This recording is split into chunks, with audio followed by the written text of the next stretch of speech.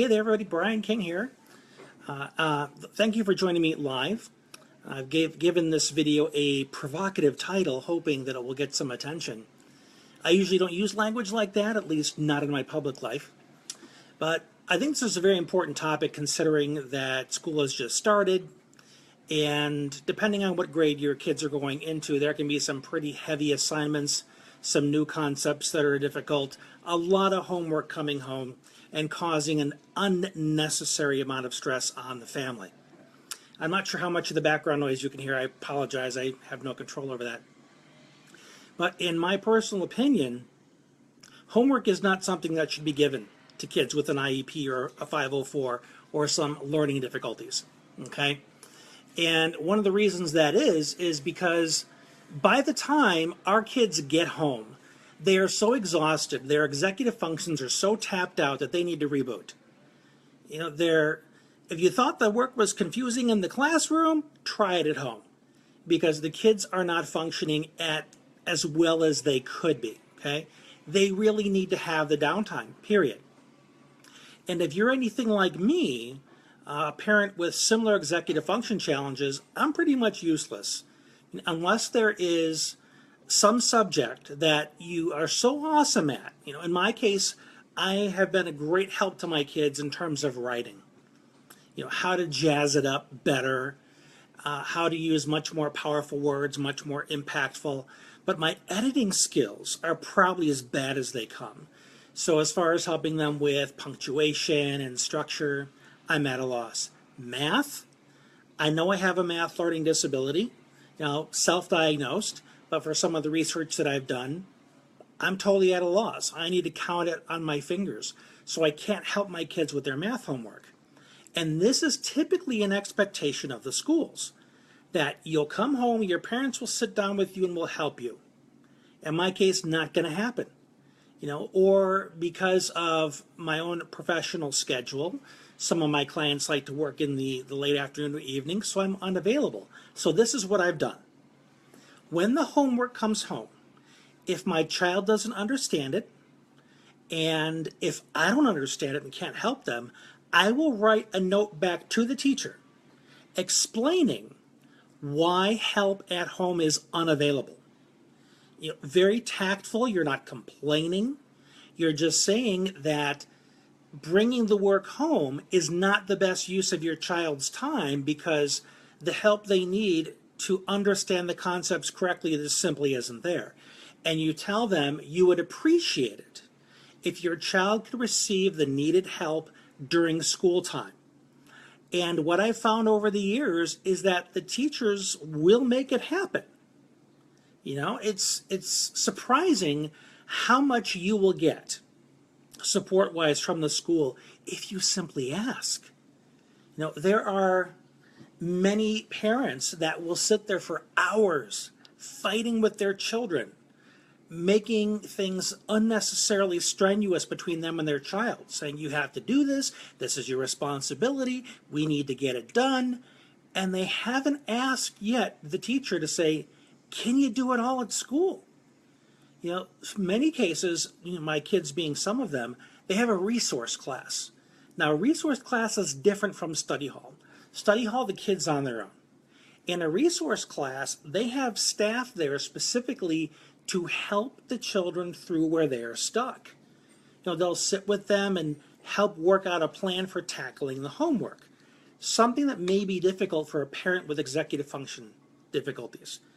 They don't have the options to, or the resources rather, to sit down with their child and figure out a structure for homework. Well, the special ed teachers at school will do that with them. Now, I happen to have accumulated some organizational strategies over the years that I teach my clients, so that if they do want to tackle it with their kids, I can help them figure out the system. But in the case where it's simply not available, it's simply not an option, coordinate your efforts with the teacher to keep the work at school. You know, over the years, especially this past year, I hardly saw anything come home. My oldest son, Zach, who just graduated high school, for the past couple of years, I don't remember him once bringing homework home because it was handled at the school. Now, I don't recommend that you do a totally hands-off, out of sight, out of mind approach to what your kids are learning. You definitely want to be in the loop. Talk to your kids about what's going on, ask to see the work they're completing so that you're on the same page in terms of where your child may be struggling or what your child's even learning. You can reinforce that by having a conversation. Tell me about this paper that you're writing. Tell me about this test you just took. But if it's really, really difficult to get the homework done at home, try and get it out of the equation. Okay, this is very important. Now, for those of you that are tuning in, please give me some likes, give me some comments. Let me know if this is valuable for you. Let me know if there are questions that you would like to have answered. That's why I do this, is to be helpful. And I want to make sure that you get the best use of my time and my knowledge in this video. Okay? Some other pointers that I want to throw out there. Let me check my notes because I made some for you.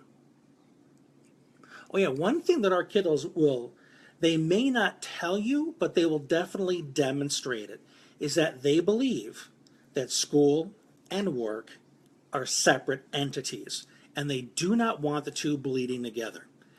As much as we as parents are role models for our children, we teach them in that way.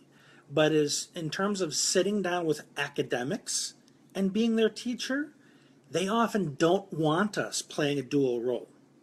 They think the teacher's the teacher and the parent is the parent, and they will fight you because you're breaking the rules. You're not supposed to be both.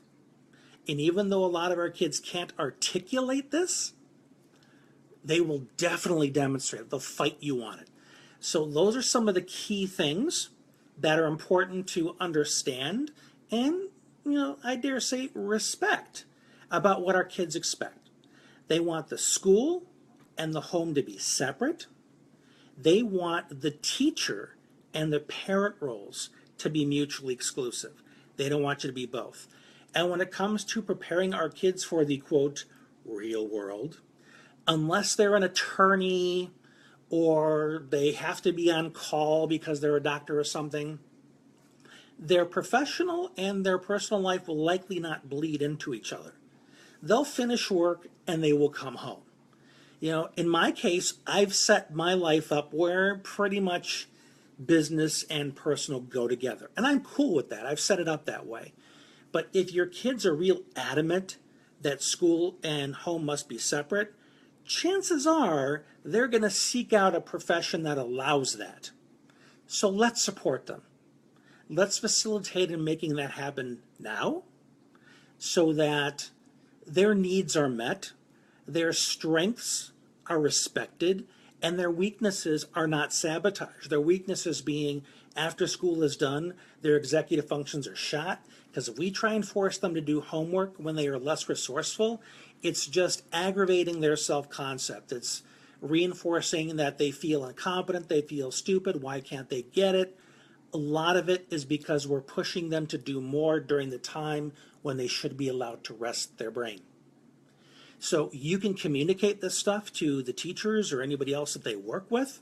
You can advocate for this, but the education that I've shared with you, a lot of this you may already know, but this information can be used to create a fantastic win-win dialogue with your students' teachers so that they don't force your kids to learn to be dumb, that they utilize the time they have in the school day to maximize your students' learning and can send them home, allowing them to just rest and reboot.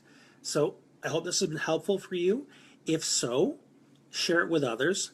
Feel free to make comments afterwards so we can continue the conversation because I really want to help you make this work. And until next time, this has been Brian. Have a great day.